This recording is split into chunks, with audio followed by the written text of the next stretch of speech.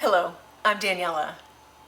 Most of you know that on this channel, I delve into a lot of fun different art topics, basically all about creativity.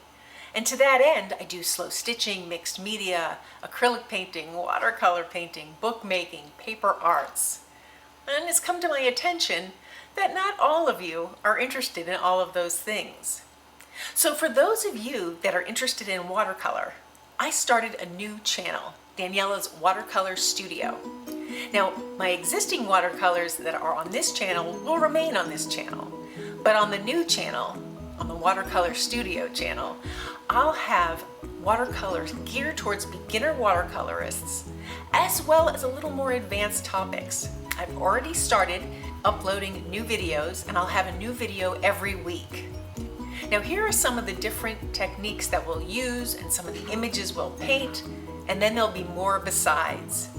I like to work in vibrant colors and play around with recognizable shapes. My art isn't photorealistic, but it's recognizable. Some of it's a little abstract, some of it's just based on the beauty of color, but it's all different and it's all fun to teach, and I hope it's fun to learn. So if you're interested in watercolor, I hope you'll join me on that channel. And as always, thank you for joining me.